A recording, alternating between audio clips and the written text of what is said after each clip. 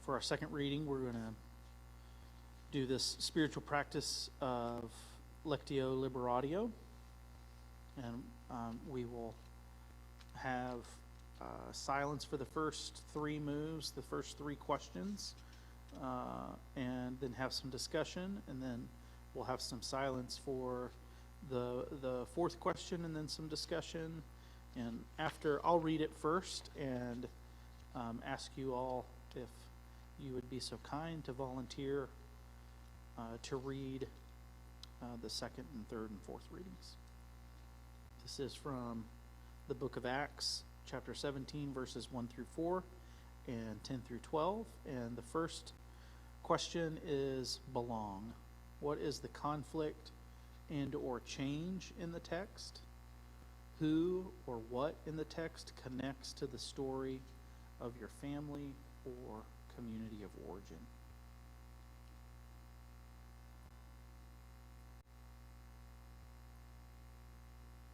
Paul and Silas had traveled through Amphipolis and Apollonia, and they came to Thessalonica, where there was a Jewish synagogue.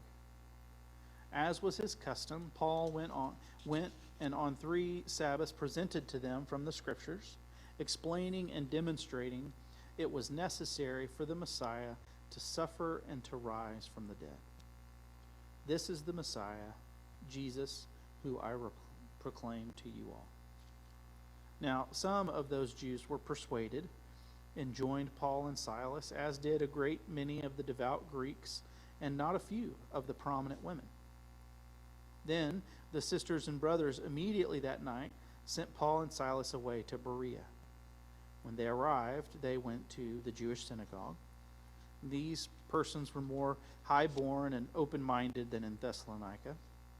They received the word with great eagerness. Daily they examined the Scriptures to see if these things were so.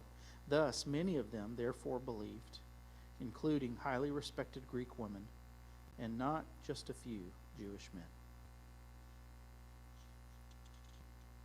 What is the conflict and or change in the text, and who or what in the text connects to the story of your family or community of origin? Let's take a minute and just sit with the text and that question.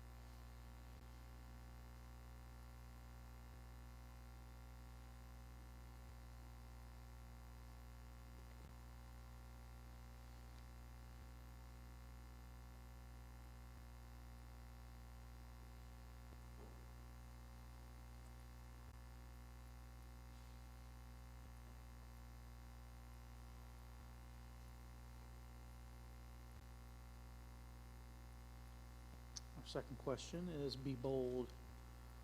What policies and cultural norms is the text resisting or calling us to resist? Can I have a volunteer reader? Thank you. You want the book? Oh. You want the mic? Oh.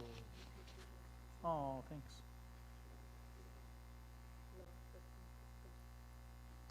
Testing, yes. Next.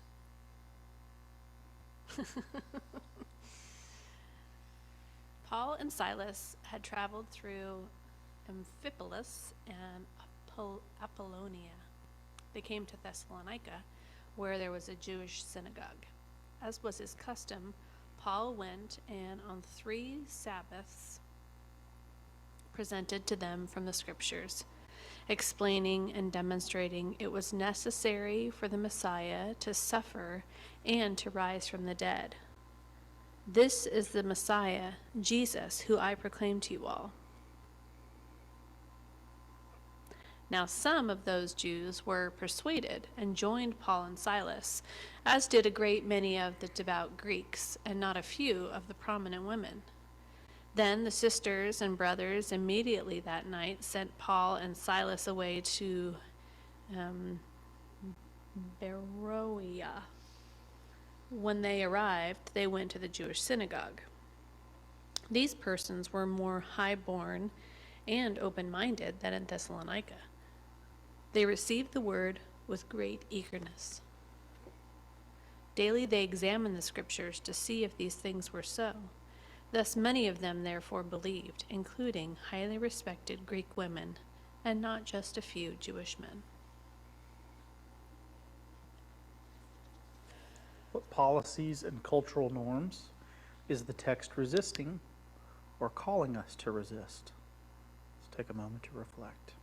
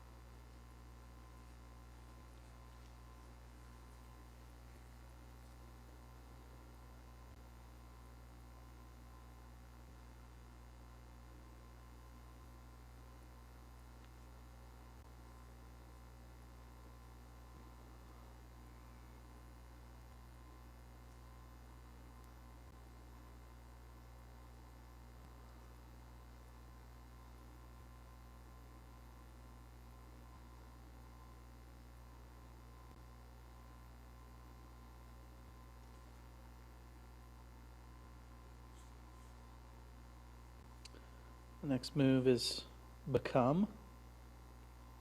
What vision of healing and liberation does the text call forth? Who would like to read this time? Okay. Paul and Silas had traveled through Amphipolis and Apollonia. They came to Thessalonica, where there was a Jewish synagogue. As was his custom, Paul went and on 3 Sabbaths presented to them from the scriptures, explaining and demonstrating that it was necessary for the Messiah to come, to suffer, and to rise from the dead. This is the Messiah, Jesus, who I proclaim to you all. Now, some of those Jews were persuaded and joined Paul and Silas, as did a great many of the devout Greeks, and not a few of the prominent women. Then the brothers and sisters immediately that night sent Paul and Silas away to Beroia, whatever it was. When they arrived, they went to the Jewish synagogue. These persons were more highborn and open-minded than in Thessalonica. They received the word with great eagerness. Daily they examined the scriptures to see if these things were so. Thus many of them therefore believed, including highly respected Greek women, and not just a few Jewish men. What vision of healing and liberation does the text call forth?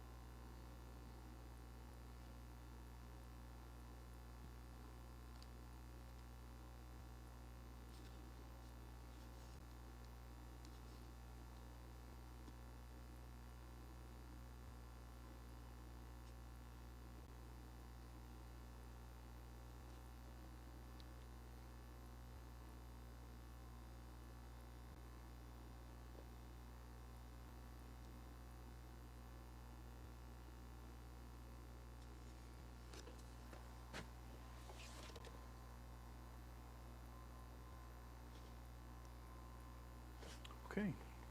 Who would like to share any of your thoughts or reflections about these first 3 questions?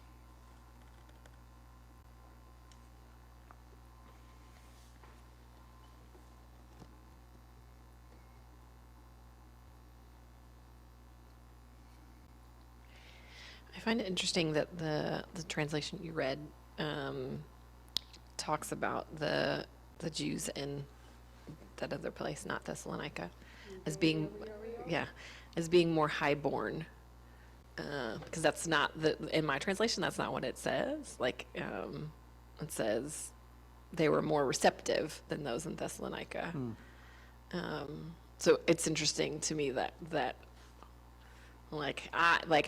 that translation of them being more highborn makes me feel a little bit like ugh.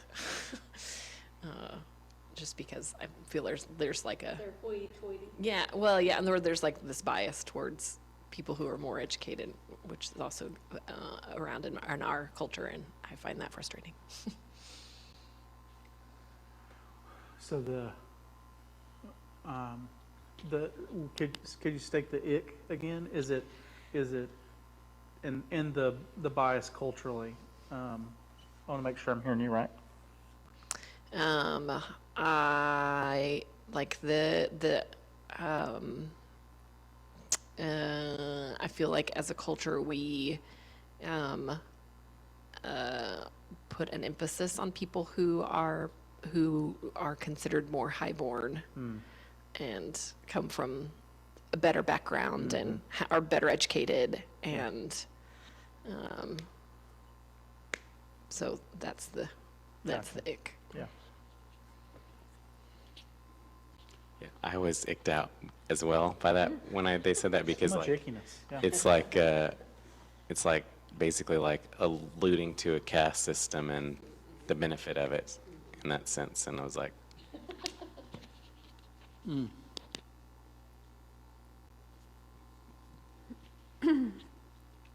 I found it interesting that not only did Jewish people who went to the synagogue, like, listen to Paul, like in the Thessalonica, it was like 3 weeks. He was there, weekend after weekend. And they're like, this guy's back again. And so it's just interesting that the kind of Jews that actually go to the synagogue, listen to Paul, who's talking a lot about this Jesus guy, and like a lot of the educated Jewish people are like, you don't know what you're talking about. You're a dummy-dumb.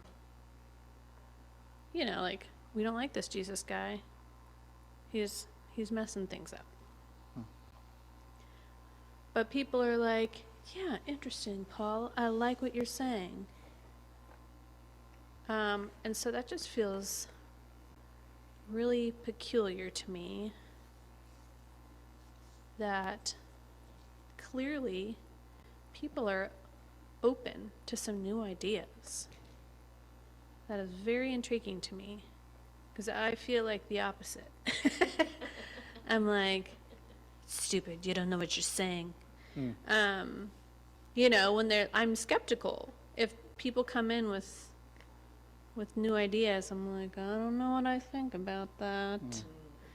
And so, like, I feel like in the text, they're resisting rigidity, right? And the things that they've always been taught. And, maybe it's calling us to resist some rigidity, to be more flexible, more open. And then I also wondered about the healing and liberation. I know that the texts we're reading are highlighting women on purpose. But it also then makes me think of these women. Like, apparently there's a lot of them who really dig what Paul's saying. And I just wonder how liberating it might feel. Because, I don't know what Paul's saying in this moment, like, totally, and how much of this Jesus guy they're learning about and understanding. But I see Jesus as a liberating force.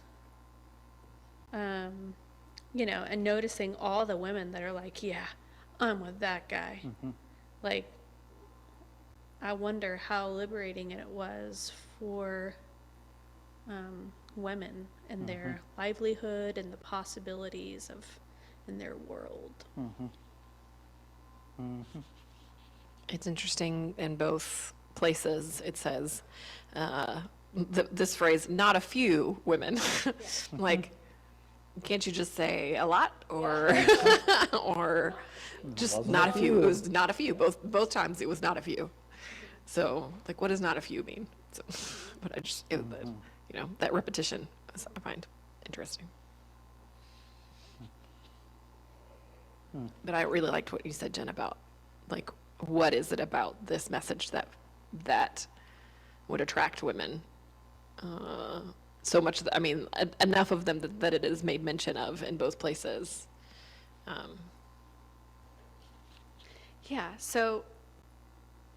So then we've got these hoity-toity people, right, in the next town, they're like a highbrow or whatever, and they're in, and I was like, wait, what? You guys are in? Like I can understand the women, like that feels like real good news for them, but like it doesn't feel like good news for you guys, right? That's very interesting to me. Yeah, I'm struck by just the inclusiveness on all the fronts in this story. That it is inclusive of the Jewish tradition. Jesus is Jewish. That's the first place that Paul goes. That's the place where he makes his case, and that's their custom. When they go to Philippi, they do the same. When they go to Thessalonica, when they go to Corinth, they're like, where's the synagogue? Is there a synagogue? They look for something connected to their Jewish background first. But also that, Paul's ministry is really scandalous because it's not just Jewish. Like, it is boundary breaking that this is open to Greeks and that Greeks can sign on as well. So it's inclusive. Yeah, they could overhear. I think part of the draw so there were such things, and you see it in the Acts story, like referring to Greeks as God-fearers, or devout. So these would be Greeks who already had some affinity to Judaism and to the God of the Jewish folks, but they weren't allowed to be full-fledged members and participants. They were second tier because they weren't Jewish. They weren't ethnically Jewish, and so that you can only belong so much. Even in Jerusalem, the temple is built. There is a court of the Gentiles where you can only get in so far if you're a God-fearer. And I think part of what may be drawing these devout Greek folks is Paul's message is things are changing with Jesus, and you can belong at the deepest level in a way that you couldn't previously. And so they're like, we want that. That sounds great. And maybe it's the same for women. Paul's saying things like, there's neither Jew nor Greek, male nor female, slave nor free, all are one in Christ Jesus. And everybody's like, oh, this levels the playing field. I can be a part at the deepest level. I can be a full-fledged participant. So I'm struck. I'm struck too by the panel I was on at this conference last week, one of the facilitators said something like he was making a case for ministry in marginalized communities. And he said something like, Jesus' ministry was not to the rich and the mighty. It was to the poor. That's who Jesus cares about. His message isn't good news to the wealthy. And so we need to go to marginalized communities. And that something didn't sit exactly right with, I agree with that on some level. I think that's true, that 99% of Jesus' audience and context was the peasant class, and his message was good news to the poor. He says that explicitly. And he says, it's really difficult if you're rich. You have to go through the eye of a needle, if you're wealthy, or you need to give away all your stuff and part with your worship of mammon or whatnot. But the fact that there's high-born, wealthy folks that are joining in this text, it's radical. This is truly good news for all. Everybody, if you're willing to respond, you're not disqualified if you are highborn or wealthy or affluent or in the upper levels of the caste. It's not exclusive, even though it is centered on those who are at the margins, that's challenging and radical to me. And also this text that we read, leaves out this huge conflict, two conflicts. It leaves out that they're driven out of Thessalonica because there's a whole faction of Jewish leaders who are threatened by their message and who are jealous. Yeah, that was jealous. It specifically says they are jealous. And so they stir it up and say, they're preaching some other message about this guy Jesus being the king, and that's a threat to the emperor, Rome. Y'all gonna do anything about this? And they force them out. And then when they hear they're in Berea, that same group of folks go over to Berea and get them in trouble over there. So it's everywhere there's receptive. Pot stirs. But like you're saying, here's Paul and his team, and they're preaching something subversive, and it challenges the religious status quo. It's inclusive in ways the current system is not. They're turning the world upside down, is what they say.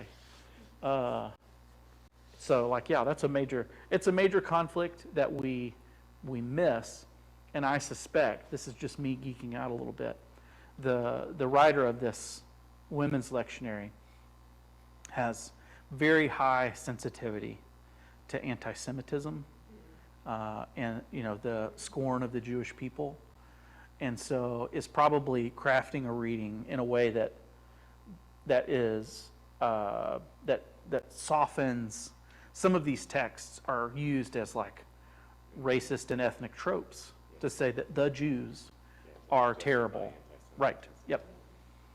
So I wonder if that's at least part of what's at play in conflating the text and omitting those sections in this way. Verse 5, it's just funny to me, but the Jews became jealous, and with the help of some ruffians in the marketplace. The ruffians. They That's formed not a word you find every day. formed a mob and set the city in uproar. They got some ruffians on their side. I have 3 ruffians in my house. Mobs everywhere. You could stir up a mob wherever. And I also, it also stands out to me the response of the Jews in Berea of welcoming the message and examining the scriptures. So in that same space of welcome, they're also investigating. They're allowing this we can welcome and hear you and continue to do our research as we work towards understanding, as opposed to shutting it down. But kind of that the creation of welcome, even when somebody's presenting something that is contrary to what you've heard your whole life.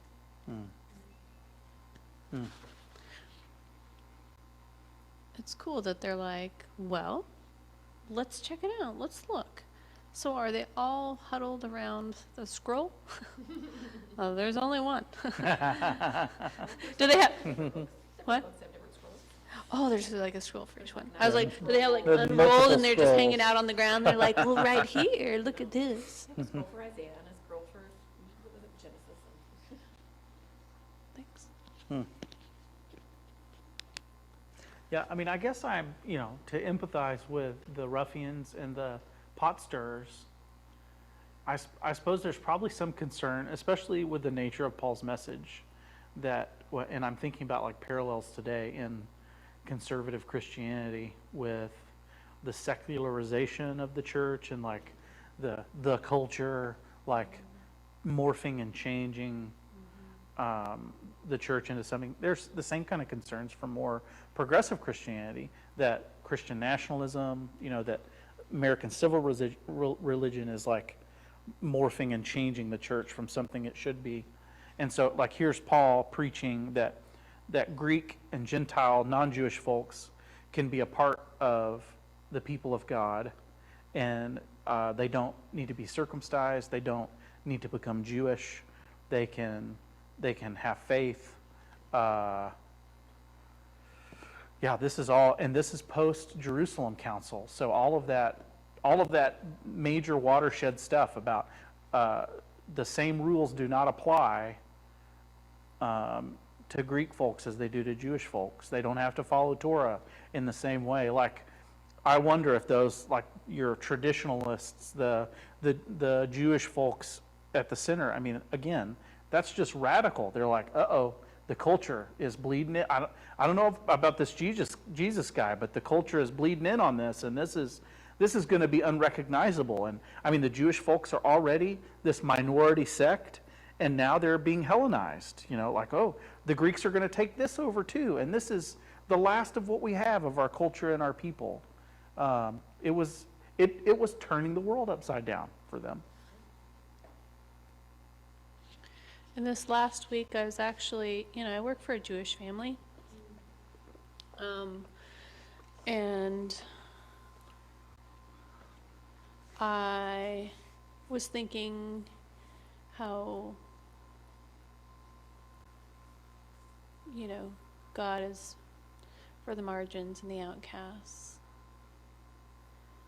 And, I'm not super into history, but it feels like from what the grandma that I nanny for, she's from Israel, and it just feels like they are outcasts and they get tossed around and fought over and destroyed. Mm-hmm. I have no clue why I'm crying.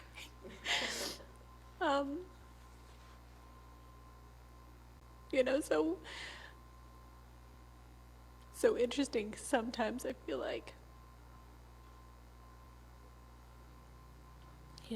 oh, the Jewish people are so angry and they're ruining everything about Jesus, and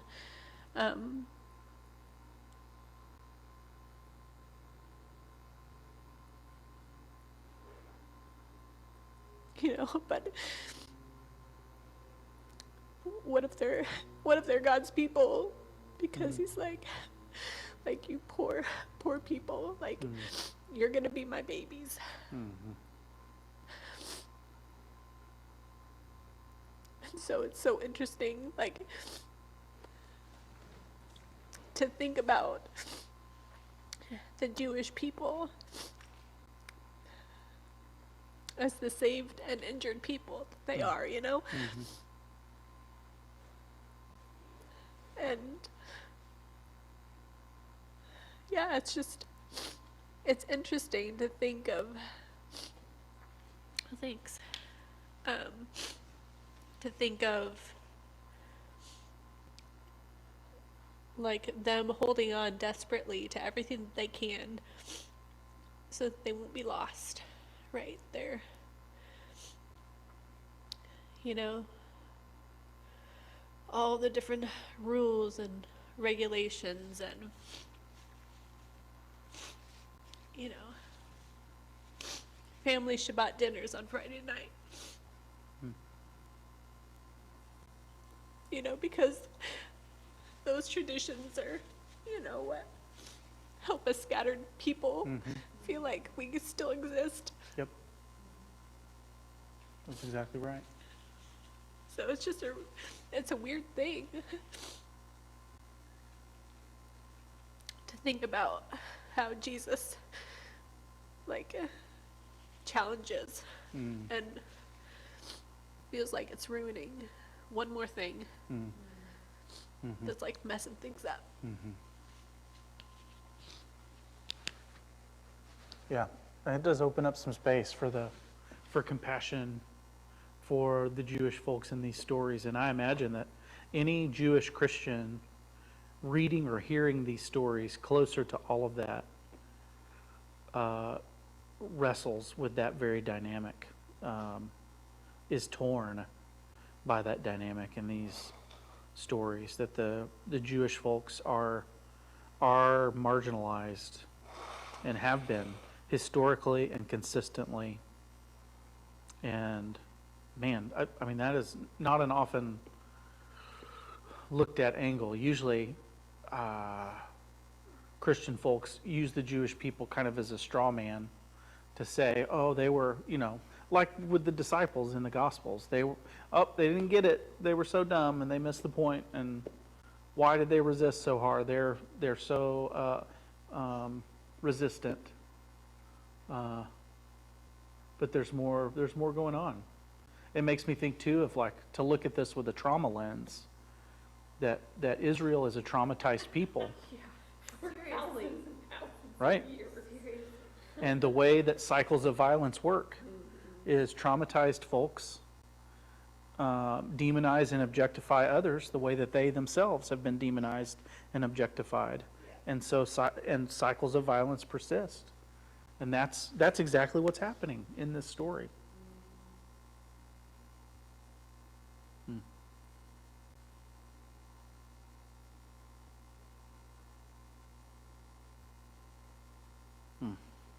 Yeah, it's fascinating to me that, like, what is good news to me as a Gentile and part of the Goyim, that I get to be included, could be terrifying to the Jewish people, because it represents another loss of their identity, that we could be grafted in as non-Jewish folks.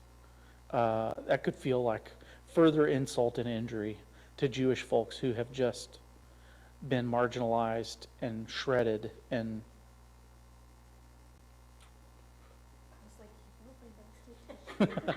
I need to blow my nose as well. Let me take your tissue. Yeah, I hear all of that, and you know, we're doing Exodus. We're studying Exodus with Come Before Winter. We're doing our Exodus curriculum for our trip to Kenya this summer, but the thing that comes out of Exodus is Jesus is creating this people. But the reason that God is creating these people, but the reason he's doing this for the sake of the world. And he's not doing it. Touché. God is not doing it just so that there's a people that follow God. Right. God is doing it because God wants to set forth something that will bring about bringing in the whole people. So the parallel, but I think the parallel to church, Christian church in America is incredibly valid. Of so often church is like, no, we can't bring in new people. We have to take care of ourselves, and that's not what God is calling us to. God is calling us to for the sake of the world. And yeah, just God being more expansive and more loving than we would like for God to be. Yeah. We Right. would like for God to be not quite as accepting. Yeah, I love that perspective, and that's absolutely right. Deep in the religious memory of the Jewish people is Genesis 12 and the calling of Abram and the father of the nation of Israel. His covenant with God is that he would be blessed to be a blessing to all the nations of the world. And deep in the prophetic texts, Isaiah, Israel, you are set out to be a light to the nations. Like, you don't exist just for yourself. You are a witness to the connection that God wants to have with all of creation, all of the nations. And what's interesting to me in texts like these is that God invites folks outside of Israel to belong in ways that Israel would never have imagined, as themselves, as their cultural selves. And how is that instructive for the church today, and how because the Jewish folks expected, yeah, we're going to bless the nations because if you want, this is the way to come to God. If you need to come into covenant, you need to follow Torah, you need to be circumcised, right? And the message of Jesus is, no, there's a way to belong in your own culture that is through relationship with God and Jesus, in faith and trust and allegiance.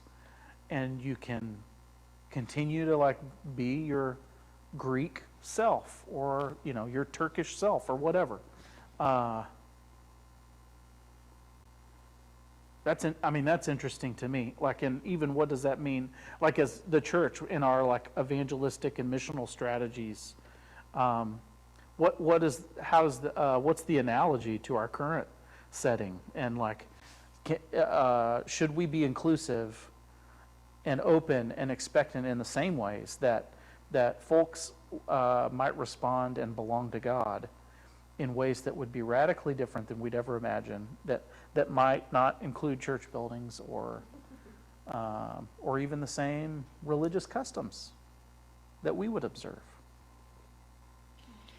We got to see an old friend. Shelley and David and I got to see an old friend this week, and he was asking.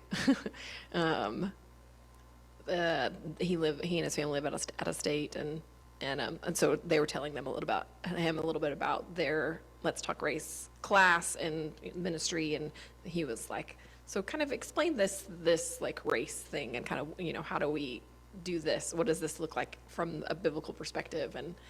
And one of the points they make in that class, they made there at coffee, but then they make in that class, and one of the ones that I love so much is, the vision that we have in Revelation.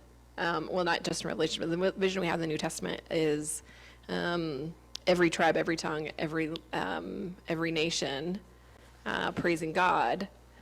And the ways for you to know that every tribe and every tongue and every nation is there is because all those people are still there, they still, you can look at them and see the difference. See the difference, exactly. And so that's, they don't all just become... hear the difference, languages. Yeah. And they don't all just become, white, yeah, exactly. White glowing angels. Right, yep. No, you can tell that it's every tribe and every tongue and every nation. Yeah. Yeah. But, yeah, yeah, exactly. And so that, the beauty in that call to diversity, is just, it's amazing. And it is kind of, what we're, aiming for. And it's the call in this space for, having conversations about the differences that we have and bringing those to God and still being able to be different and still be part of praising God together. Yeah. Yep. Thank you.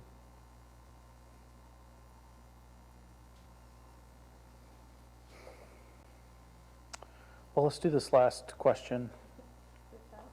We do. It's been a lovely conversation. We got 3 more hours. We're good. The last move is to be still. And the question is, what is the text calling you to pay attention to in yourself to more fully support this resistance and vision? Can we have a volunteer for the final reading? Thank you, Gary.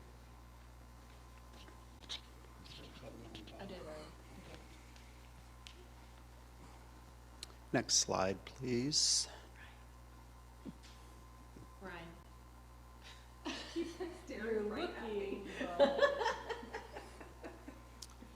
Anyone who's run PowerPoint ever knows exactly what that's like. Solidarity, my dude. Okay. Paul and Silas had traveled through Amphipolis and Apollonia. They came to Thessalonica, where there was a Jewish synagogue. As was his custom, Paul went and on 3 Sabbaths presented to them from the Scriptures, explaining and demonstrating it was necessary for the Messiah to suffer and to rise from the dead. This is the Messiah, Jesus, who I proclaim to you all. Now some of those Jews were persuaded and joined Paul and Silas, as did a great many of the devout Greeks, and not a few of the prominent women. Then the sisters and brothers immediately that night sent Paul and Silas away to Berea. When they arrived, they went to the Jewish synagogue. These persons were more high-born and open-minded than in Thessalonica. They received the word with great eagerness. Daily they examined the Scriptures to see if these things were so. Thus many of them therefore believed, including highly respected Greek women and not just a few Jewish men.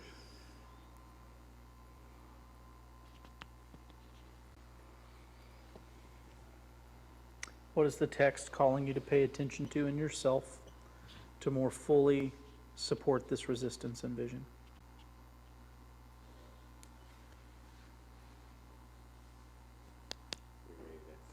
Let me give us a minute.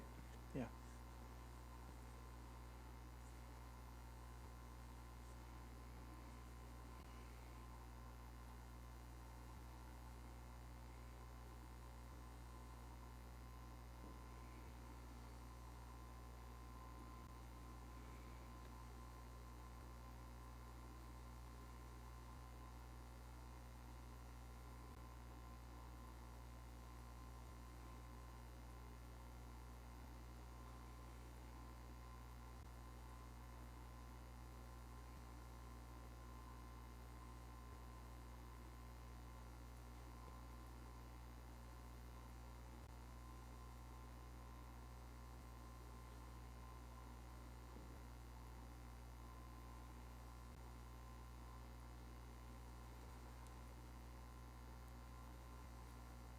What is the text calling you to pay attention to in yourself to more fully support this resistance and vision?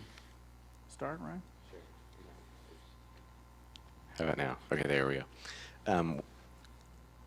So the joke that came to me was that clearly it's telling me I should go to church every Sunday, since that's what we see Paul doing. Well, Saturday. Well, yeah. Yeah. I guess the encouragement that I kind of see in it is that kind of our discussion has reminded me that we're a lot more adaptable than we sometimes remember that we are. And so I can kind of see that in our conversation and in the text. And I think then the challenge that I kind of see is that, like, sometimes maybe I have to adapt when I don't want to. Maybe we sometimes have to adapt when we don't want to. Or it's easy to be resistant to that, I guess. So, yeah. Thank you, Ryan.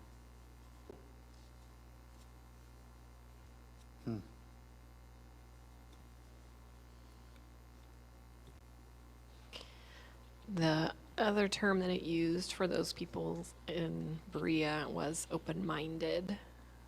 And I was like, as a different translation for receptive. When I hear receptive, I hear very like missional talk. And I mean, like very like, you know, you go and you talk to people and they're receptive, but like open-minded. Thinking, I'm like, so I was listening, thinking, you know, what would Paul want us to take away from from this reading? And I think he'd probably be like, be more like these people. They were open-minded, and this space of welcoming and investigating at the same time. Like the fact that you're investigating doesn't mean that you can't be welcoming. Is a good reminder, I think, of what it is that God is calling us to be in the world, calling me to be in the world.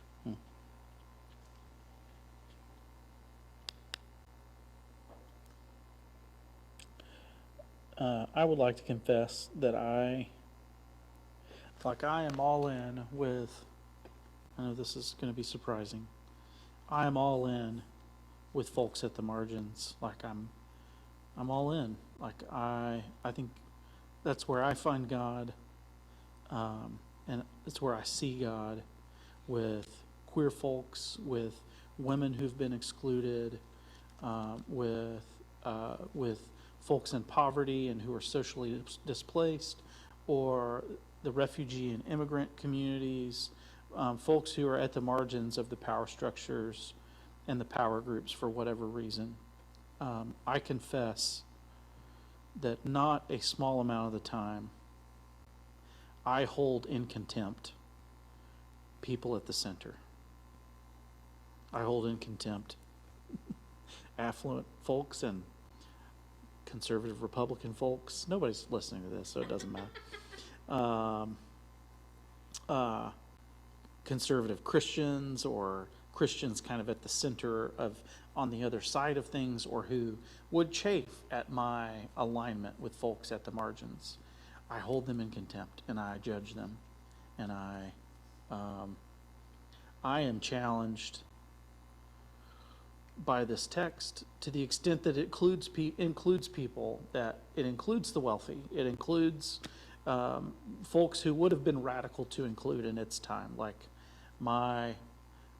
I want my table to be big enough to welcome even the folks in the center who I hold in contempt. And it's not a healthy posture for me. That posture of contempt is not a healthy one for me. I don't think it means that I expect there to be resistance. I think Paul and Silas experienced resistance from kind of the power centers that they were in, but I'm just challenged. I'm challenged to be more inclusive, even with folks who are not inclusive. I want to be progressive, but not that.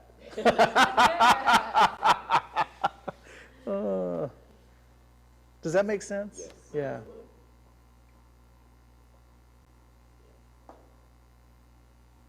Yeah, I think so often these days, as we look at our kind of political climate, and we have these people who are speaking, you know, what we often hear are the people who are on the extremes, and but they're not having conversations that can actually get anything done, and kind of that call to, like, we have to find space for us to come together. And I was at lunch yesterday with Julie McMullen, and we were talking a little bit about this, and like it's so easy and it's so complicated at the same time. Like you're like, no, it's just God. Like, love God and love people, but it's also when you bring people together who aren't in the same space. Like, how do you do that? And so, you know, that balance is easy and hard. Yes. Yep. Well, may we see the image of God in all our neighbors, and we see the belovedness in those who we might hold in contempt or struggle to include. May we change and adapt, even when it's unexpected or unwanted, but needed. May our table be as big as God's. Amen.